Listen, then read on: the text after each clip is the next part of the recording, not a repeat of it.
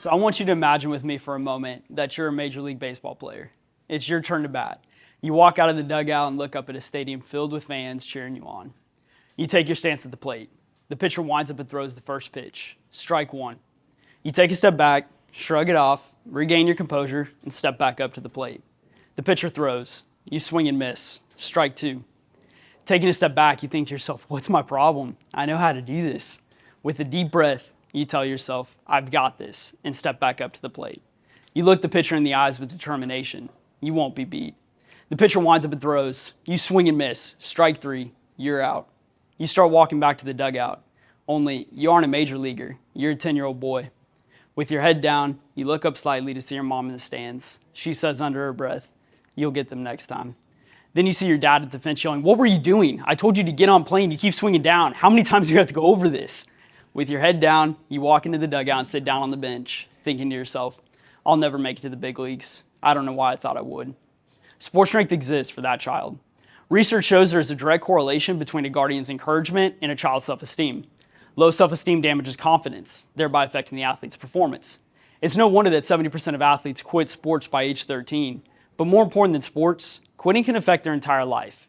If the child can't manage the pressures of youth athletics, how will they manage the pressures of adulthood? My name is Mark, and I'm the co-founder and CEO of SportStrength. SportStrength is a SaaS company whose mission is to increase the athlete's physical strength, solidify the bond between the athlete and guardian, and instill leadership principles the athlete will carry through life. The first way we do this is by providing sports-specific strength training to athletes. With SportStrength, athletes can access training through our online and mobile applications where they are guided through their workout with video demonstrations and step-by-step instructions. We recently expanded SportStrength to serve athletes ages 8 to 13. SportStrength youth training programs are made available to the athlete's guardian, as they will be the one training their athlete. We want the guardian to have the opportunity to train their athlete at home, so equipment needed to complete the training is minimal and can be purchased during sign-up. But we go beyond workouts to fulfill the second part of our mission. Yes, we'll develop the athlete's physical strength to reduce injuries and create a stronger and more explosive athlete. But along the way, we'll increase their self-esteem, boost their confidence, and strengthen their courage to create the leaders of our next generation. The delivery of this will look different depending on the athlete's age. For athletes ages 13 and younger, the guardian will receive a prompt at the beginning of the workout, such as, find one thing your athlete does well during the workout and compliment them. Athletes ages 14 and up will receive, through our app, a weekly video sharing a word of encouragement or principle of leadership from myself or a collegiate or professional athlete. We're currently working on developing several new features within SportStrength. The first is the SportStrength leaderboard, which allows the athlete to compete with other athletes within their city, state, and region. Second is our SportStrength injury prevention software, which runs tests at various points in the athlete's training to determine their likelihood of sport-related injury. If they surpass a certain threshold, the athlete is notified and their training program is updated automatically to address the issue before injury occurs. And last is our SportStrength Scout Report, which is a comprehensive summary of the athlete's training data. As I mentioned, my name is Mark. I'm the co-founder and CEO. I've trained nearly 1,000 athletes and have worked with D1 collegiate teams, a USL soccer club, and Major League Baseball organizations. Kyle is the co-founder and CTO. He has over 25 years experience in software development and has created multiple iOS, Android, and web-based applications. We have 3 advisors who serve SportStrength.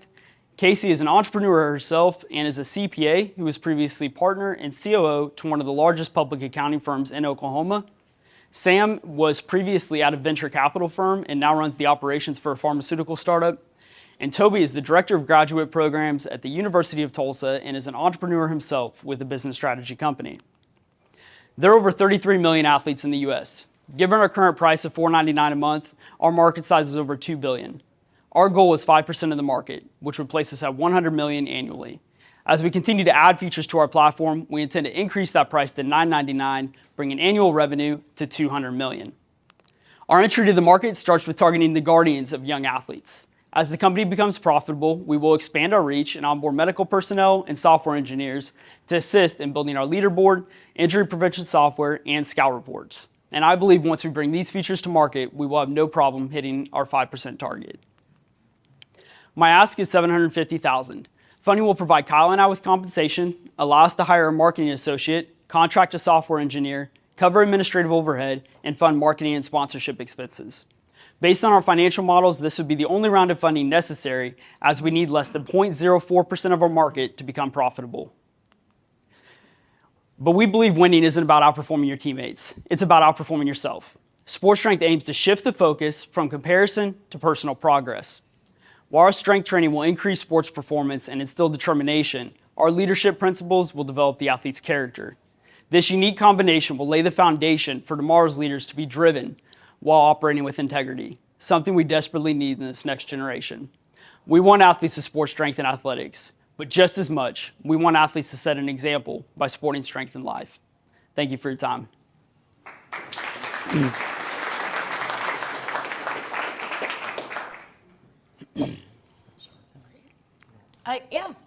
Nice job. So a couple of things. This story, I love that you started with a story. That's a really nice way to pull people in. The story did not, however, connect directly with SportStrength. So, trying to make sure that there is some kind of connection there, I think, is important. There were a couple of things, and granted, I know you don't have a whole lot of time, but typically in a pitch deck, two things that I like to see that I didn't see here was competition. And then secondly, what's your acquisition plan? Yeah. So can you talk about those two briefly? Yeah.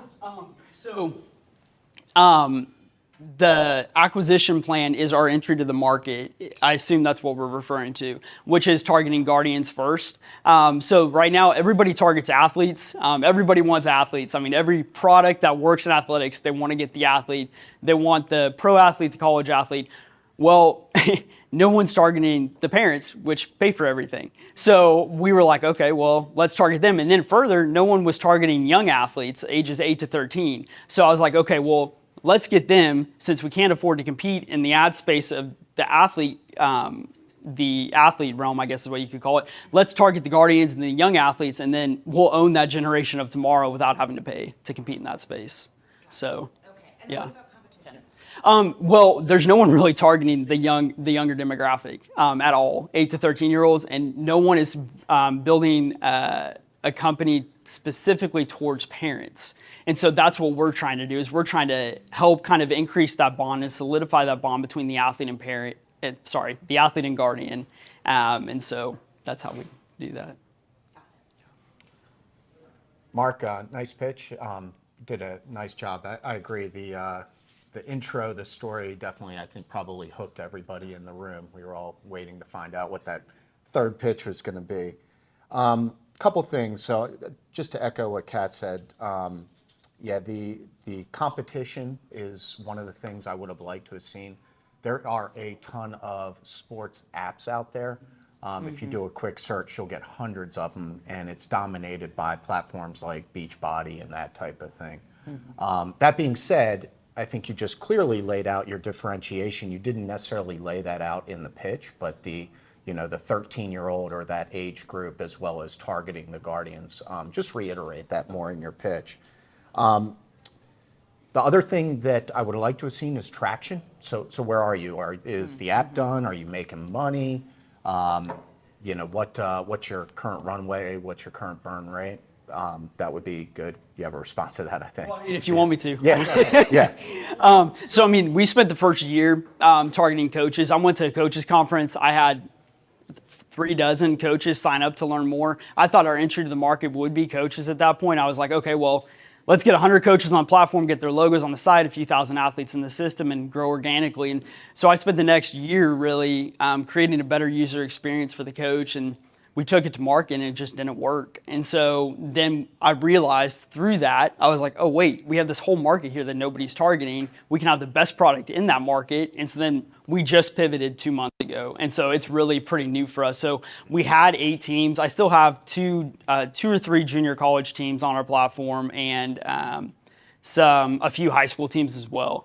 But then as far as individual athletes, I created an MVP. Well, first I created an ad and it did really well. And then I was like, okay, well, let me throw out an MVP. So I created a PDF. We sold 4 or 5 of those. I was like, okay, that's enough for me to build the software. So we built the software, and then I plan to take that to market this month. So I think the good news for you is that parents that have good athletes, good young children that are good athletes, will spend whatever on their children. So that's good. One other thing, that this is going to be B2C, and at $4.99, you got to sell thousands, hundreds of thousands, millions of subscriptions. So what that means is it becomes a marketing play. And so you have to, and I've learned the hard way because I've invested in a couple of consumer product companies that fantastic products, but if you can't market those products, you can have the best platform, but if you can't market it, it's going to fail. And I've learned it the hard way through a couple of the investments. So no more consumer product investments for me. But that being said, your marketing plan here is key. And then once you figure out how to market it, if it's going to be a lot of online marketing, you really got to track your customer acquisition costs and how can you make money. At a $4.99 price point, granted, it's going to be recurring revenue, which is great, but you got to sell a lot of subscriptions. So that marketing plan. The last thing I would say is, what's your moat? So going back to just the competition out there, there's a lot of, I think you have your niche, but how do you put a moat around that to make sure that other competitors just don't jump in and can replicate what you're doing pretty easily? Would you like me to? Yeah, sure, yeah. We have 9 minutes, so go ahead.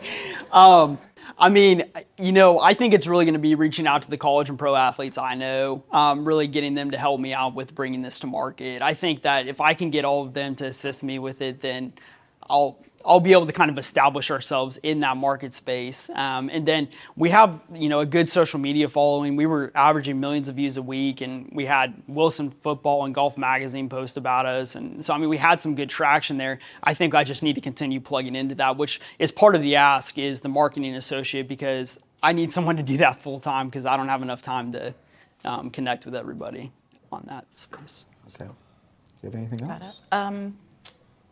No, I don't. Yeah. Do you want to open it up to the audience? Anybody in the audience, what do you think? Got any questions, any thoughts, any ideas? Yes, sir. Specific sports across the sports realm, or you combine kind of all sports, all of your experience? And I'm going to repeat the question just for the live stream. Are you focusing on, you said, any sports, specific sports? Yeah. Yeah. So with high school, it's sports specific. So, we technically can do all sports. However, we're really pivoting towards this 8 to 13-year-old market, which it is all sports, but it's really just one program. So when you're in high school, the program's going to vary a little bit because we're trying to get them ready for college and pro sports. But when you're 8 to 13, you're trying to do jumping jacks and squats. You're not, trying to lift a lot of weights. So, it's all sports, but one program for that group. So. One right over here. So you talked about targeting guardians, right, the parents. So in the app or the product, are you going to do something? Will they have access? Like, are you thinking through how the product is going to also help them understand how well the children are doing? Yeah. So am I going to have anything in the app that helps the parent understand how well their child is doing? Yes. So the guardian for that age group, they're the ones training their athlete. We're not trying to market to the 8 to 13-year-olds. We're trying to market to the parents of that age group. And so they're the ones who would actually train their athlete. And so I conducted some surveys, and, I did some market research on that. And all the survey responses were high, saying, yeah, I'll train my kid. And so that kind of validated me to understand, like, okay, well, this could work. And so then, we sold some of our MVP, and now we're in the software form, and we'll be selling that this month. But what the parent will have access to is they'll have the overview to the workout, and then they'll be going through the workout just as if they were the athlete. And so they just click start, and then it literally takes them through the entire workout. And then the parent will have ways to encourage their athlete through that workout, because that's what's going to help build the athlete's self-esteem. So. I thought it was for the child. So basically, your main customer is actually the parent. They're the trainer, and they're training the child. Mm-hmm. Oh, okay. Mm-hmm. That's interesting. Mm-hmm. Yeah. And as we wrap up, just to clarify, you said you're launching this month? Well, we launched a year ago. We're launching the new product this month. Okay, so there's an app that people can go and... Yes, you can download the app now and get walked through. Yeah, and you can access the freemium account by downloading an app, but all transactions have to be handled through the website. So. Awesome. All right, let's give it up for Mark. Yeah, thank you.